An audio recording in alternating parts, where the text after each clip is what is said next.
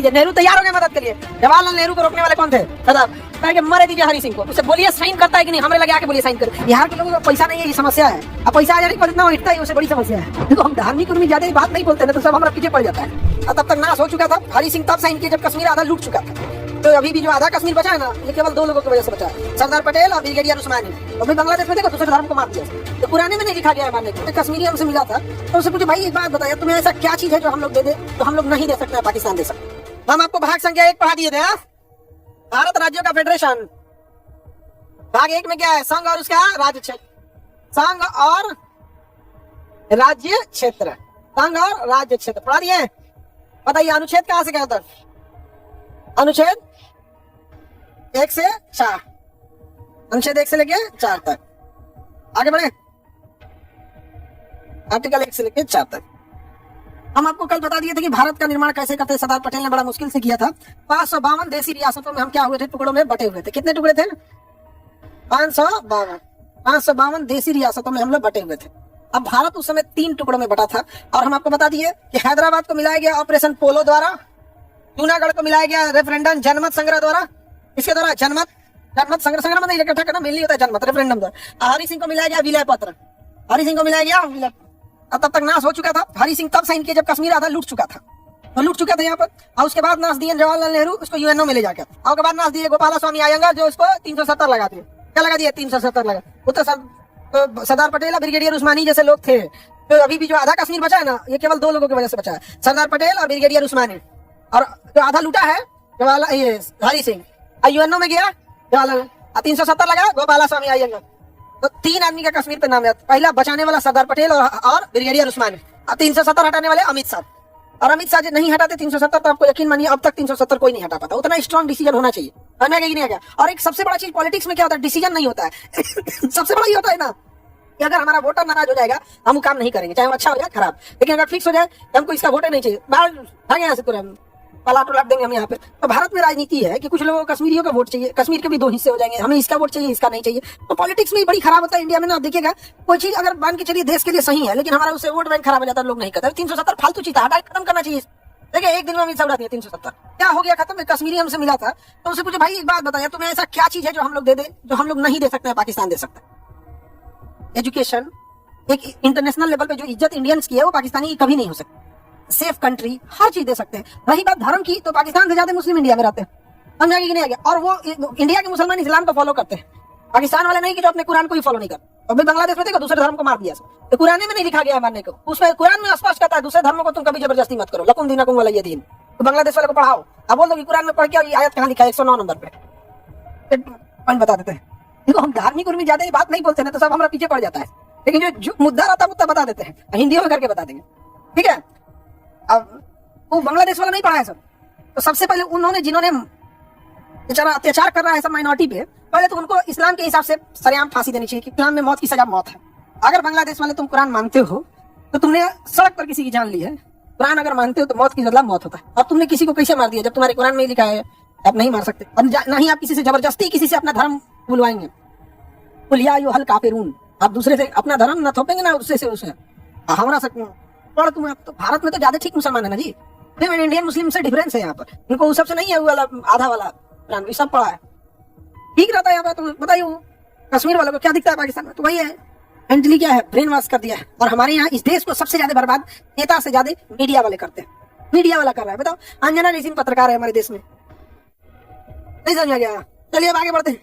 और किसी दिन अंजना भी आपको लपेट देगी, पब्लिक वगैरह करिए आएगी। हाँ बोले तो उसे हमको कौन जाता है यहाँ पे? तो हुआ कैसा? अपने से गाय मरेगी। ऑपरेशन पोलो हैदराबाद निपटाया, जनमत संग्रह से। और विलय पत्र, वो तो सरदार पटेल जैसे आदमी थे जो हरि सिंह को डांट दिए थे। हरि सिंह आए थे सरदार पटेल से मदद मांगने, क्योंकि गृह मंत्रालय सरदार पटेल भाग यहाँ से मदद मांगने आया। तो जवाहरलाल नेहरू के पास गए, मदद कीजिए। नेहरू तैयार हो गए मदद के लिए। जवाहरलाल नेहरू को रोकने वाले कौन थे? सरदार। कहा मरे दीजिए हरि सिंह को। उससे बोलिए साइन करता है कि नहीं, हमारे लगे आके बोलिए साइन करे। कहा अब हमें आने का भी रास्ता नहीं है, रास्ता बंद कर दिया, मर आ जाएंगे हम। बहुत बड़ा ना, तुरंत वीर बन रहे थे, हम देश बनाएंगे। तब यहाँ से भेजा गया था और साइन करके आया। तब सरदार पटेल जब आप आंख से देखो साइन कर दिए, कोई बात नहीं, अगले दिन जाएगी सेना, जब तक हम तोरा पे भरोसा नहीं है हरि सिंह। सरदार पटेल 2 लोगों पे भरोसा नहीं करते थे, एक जूनागढ़ के निजाम पे और एक हरि सिंह।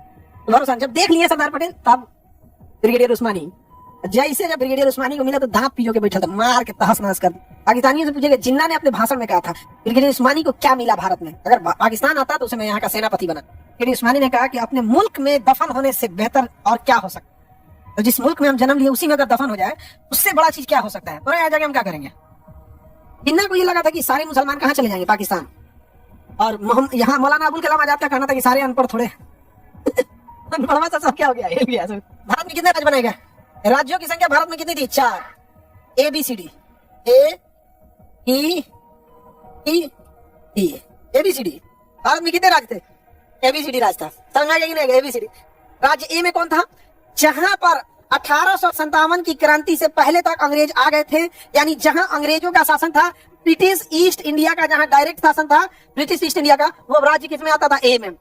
राज्य बी में कौन आता था, जो यहाँ के देसी रियासत थे, कौन थे, देसी रियासत, प्रिंसली स्टेट बोला था, देसी रियासत।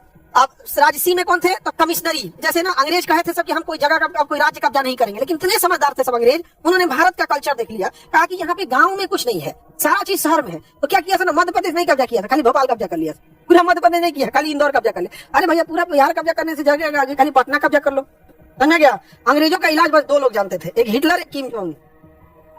हिटलर और किम जोंग, हिटलर तो मारा गया, किम जोंग, समझा गया कि नहीं। सबसे अच्छा आदमी कौन है, पता, अमेरिका परमाणु बम मार देंगे, क्या गलत करेगा, तुमने जापान पे मारा, तुम्हारे में मारेगा, हम लोग तो इंतजार कर रहे हैं इस बात का, नहीं समझे। इतना तकलीफ लगता है, अमेरिका आके हमको धमकी देता है कि रूस से तेल मत खरीदो, और हम कैंसिल कर देते हैं, और ये कहता है कि तुम पे टेरिफ लगाएंगे, लगा देता है, और हम कुछ नहीं कर पाते हैं, नहीं कर पाते। चाइना पे टेरिफ लगाया, चाइना उतने लगा दिया, चाइना कहना हमको मत समझो। 1 अक्टूबर 1953 भाषाई आधार पर गठित होने वाला पहला राज्य, भाषाई आधार पर गठित होने वाला पहला आयोग, एसके धर, पहली समिति JVP समिति, दोनों ने भाषाई आधार का विरोध किया था, लेकिन पेट्टू श्री रामुलु के भूख हड़ताल के कारण क्या करना पड़ा, आंध्र प्रदेश का निर्माण करना पड़ा। अब इसके बाद गठित होती है फजल अली आयोग। कौन सा आयोग, अब इनके हो जाता था, अब गठित होता क्या जी, फजल अली आयोग। 1953 में जवाहरलाल नेहरू ने जो गलती किया था, अब हर राज्य बोलने लगे सब कि भैया आंध्र प्रदेश बना है, हम लोग गुजरात वालों के लिए गुजराती, कहा महाराष्ट्र वाला का हमारा भी मराठी। अब जवाहरलाल नेहरू का माथा खा गया सब, तो हम उन लोग के यहाँ से भी कोई मरना पड़ेगा। जवाहरलाल नेहरू ने कहा कि हे देशवासी, अभी देश आजाद हुआ है, हम फजल अली आयोग के नेतृत्व में एक आयोग का गठन करते हैं। तो फजल अली आयोग का गठन किया गया, कौन सा, फजल अली आयोग, इनका गठन किया गया 1953 में। पेट्टू श्री रामुलु की मृत्यु के बाद जब आंध्र प्रदेश बन गया, तो क्या सभी राज्यों को भाषाई आधार पर मान्यता देना चाहिए या नहीं, ये उसका मेन विषय था। इनका पूरा नाम था खान बहादुर शाह सईद फजल अली, समझा गया। ये उस समय जज, रिटायर्ड जज थे, बहुत विद्वान थे। इन्होंने कहा कि भैया हमको कम से कम 2 साल का समय दिया। कितने साल का समय दिया, 2 साल, 3 साल इन्होंने समय लिया, कल बोल के 1956 में इन्होंने क्या दिया, रिपोर्ट दिया। तो 1956 में फजल अली ने क्या दिया, रिपोर्ट दिया। और इन्होंने रिपोर्ट में कहा कि भाषाई राज्य जो थे, क्या थे, भाषाई राज्य को मान्यता दे दी, भाषाई राज्य को कहा कि इसमें कोई दो राय नहीं है, भाषा के राज्य पे नाम बना। लेकिन कभी भी याद रखिए कि अगर उस राज्य में उस राज्य की भाषा न जानी जाती है तो उसका विरोध नहीं होना चाहिए। ऐसा नहीं होना चाहिए कि भाषा थोपी जाए। अभी हो रहा है। और अभी एक्चुअल में क्या है ना कि बिहार में इतने ज्यादा लेबर बाहर जा रहे हैं ना, मजदूर, इतने मजदूर बाहर जा रहे हैं कि उन लोग का कहना है कि भाई हमारे यहाँ का लेबर कहाँ जाएगा। अच्छा, लेबर हमेशा याद रखिएगा, माइग्रेटेड जो भी चीज होता है एडवांस होता है। माइग्रेटेड का मतलब जो अपने से जगह छोड़ के दूसरे जगह गया। जैसे आप अपने गांव छोड़ के यहाँ पढ़ने आए हैं, अब बाकियों की तुलना में ठीक थे, या तो पैसे से ठीक थे या तो दिमाग से ठीक थे, अभी यहाँ आए हैं। तो जो भी माइग्रेटेड होता है ना, जैसे कोई डॉक्टर जिला छोड़ के पटना आ रहा है तो वहां से ठीक है तभी आ रहा है। अब कोई बिहार छोड़ के मुंबई जाके बस जा रहा है तो वहां का भी माइग्रेटेड। तो हमेशा आप गौर करके देखिएगा ना, आपके जिला का आदमी है, दिल्ली जाके बड़ा आदमी बन गया, वो गया ही था। इसीलिए कहीं पे भी माइग्रेटेड लोग बहुत, सिंगापुर बसा ही है माइग्रेटेड लोगों से। तो हमेशा माइग्रेटेड लोग काम करते हैं। दुबई माइग्रेटेड लोगों को रेड कार्पेट बिछा के लेता है, कहता है या तो इसके पास पैसा है या तो बुद्धि है तभी आया है। तो माइग्रेटेड लोग, पूरा अमेरिका बसा है माइग्रेटेड लोग पे। ये प्रॉब्लम यहाँ ये है ना कि जो सोच है ना लोगों की, गरीबी इतना कमर तोड़ दिया है कि इनकी सोच वो कबीले वाली है, हमारे मोहल्ला का, हमारे जात का। ये आज से 300 साल 400 साल पहले जो कबीलावाद था ना, उस टाइप का सोच बना दिया है। तो राज्य की बात कर रहे हो, पंचायत में हो जाता है कि मुखिया हमारे गांव का है, नहीं है, हम उसका वोट काहे देंगे। यहाँ पटना का विद्यार्थी जब उसका रिजल्ट आता है ना, तो अपने टीचर को मिठाई खिलाने आता है, लेकिन अपने मकान मालिक को नहीं जाता है, लॉज में रहने वाले। क्यों? क्योंकि इमरजेंसी हो गया, कभी 10 दिन रेंट लेट हो गया, 5 दिन लेट हो गया, तो कहेंगे बाहर ही इसको छोड़िए ना। और कमाने में इनको तो, अच्छा बिहार के लोगों को पैसा नहीं है, ये समस्या है। अब पैसा आ जाने के बाद इतना उठता ही, उससे बड़ी समस्या है। 1 करोड़ रुपया आएगा ना, 1 करोड़ अगर रुपया आ गया, उसके बाद राष्ट्रपति के सामने खड़ा नहीं होगा। है राष्ट्रपति अपने लिए का मतलब 1 करोड़ में नहीं, 1 करोड़ में तो अंबानी को बुला गया, सुनता घमंड इतना ज्यादा आ जाता है ना, घमंड और एक दूसरे से नफरत, ये तो भैया हम लोग से अच्छा किसी, इतना बिहारी बाहर परेशान है ना, उससे ज्यादा बिहार के अंदर परेशान। बाहर वाला इसलिए दिखता है ना कि इनको, इनका कहना है कि बाहर ही हमारा मत पीछे, भले होकर अंधेरा मंदिर पीट देंगे। बाहर में तो गाली गलौज करते हैं, तो गोलियां मार देता है, अब बाकायदा गाना गाता है, मार देंगे कट्टा का पार में, आइए ना हमारा बिहार में।